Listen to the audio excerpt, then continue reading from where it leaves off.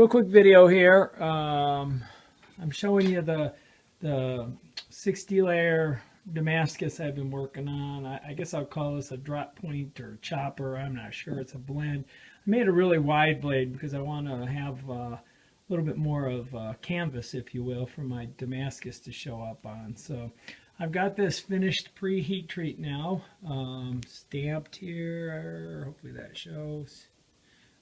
I serial number my blades. So this is hand finished at this point out to 600 grit. Then I've hit it with the buffer, cleaned it up really good.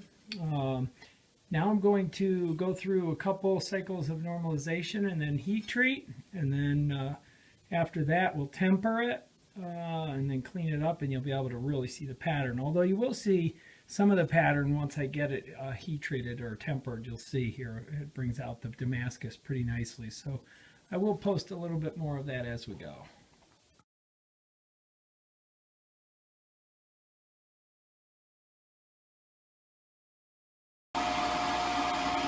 All right, just let the forge. It takes a few minutes to get up to temperature. What I'm doing here is, here's my knife that's been normalized. So we do normalization to kind of help refine the grain structure.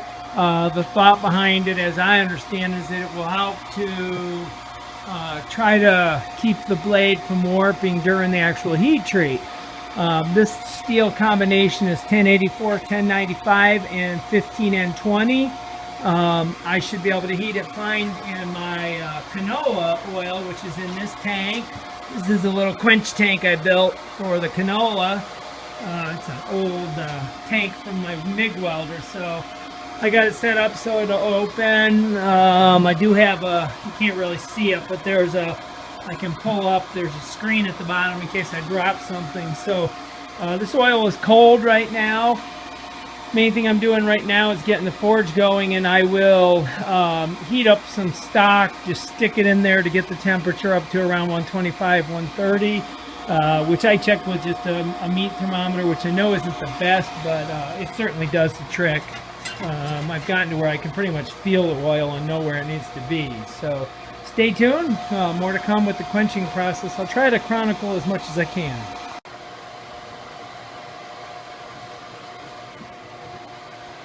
All right, what I'm doing right now is I'm heating up my rod here. That I'm going to use this to warm up my quench tank. Let me turn on my outdoor fan. So this is just a really hot stock, and I'm going to put it in my quench tank. You'll see it boil. I'm going to do this a couple of times to get it up to 120, 130 degrees. My little witch's cauldron here. Just let that soak, and then I'll repeat the process until it's up to the temperature. Once I get it up to the right temperature, then I can actually do the heat treating of the blade. And it's real important to kind of get all these steps done in the right order, and not rush any one of them, because ultimately the strength of the blade will be compromised. So, stay tuned.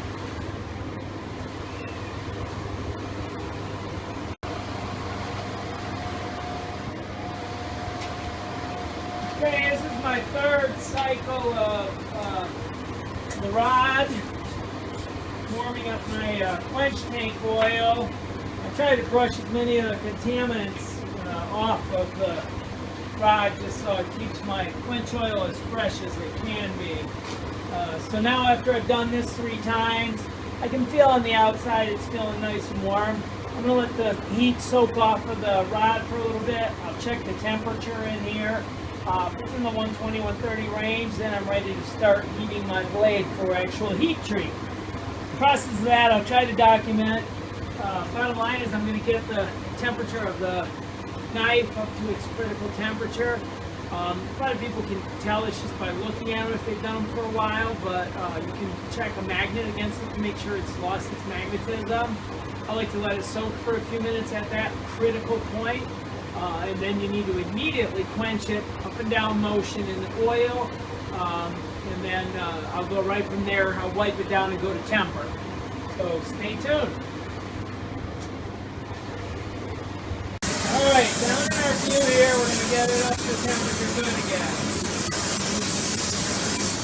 I don't know if it shows as red as it really is on this video. My camera does weird things when it comes to bright temperature.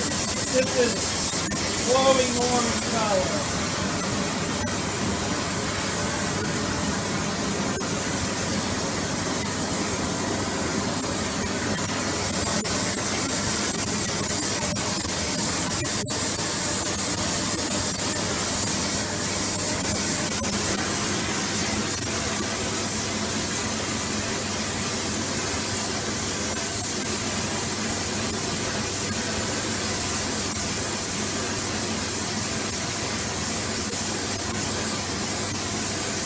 Now I'm concentrating mostly on the edge of the blade, which is where we want maximal hardness imparted. That makes sense.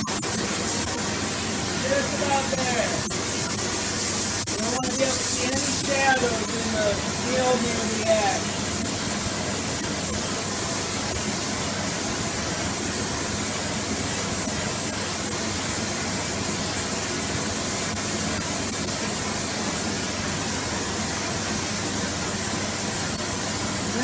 To get right into the quench tank really quickly.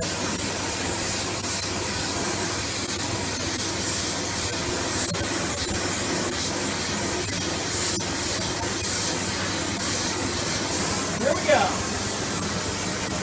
Up and down is the motion we want with this.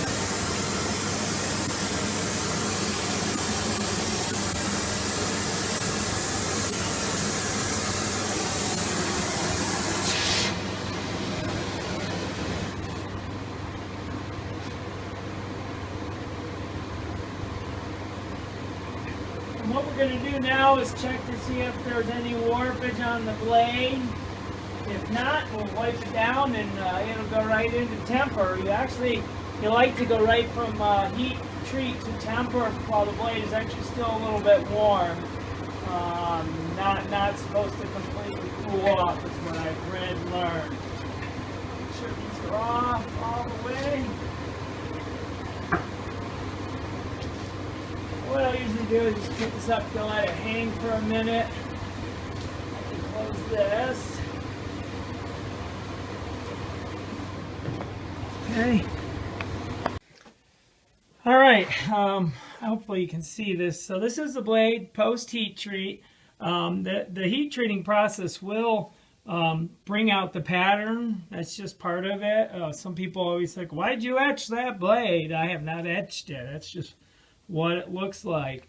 I can't really show this. Let me see if I can put this down for a second and show you. What we like to do is get a confirmation that we got a good heat treat, and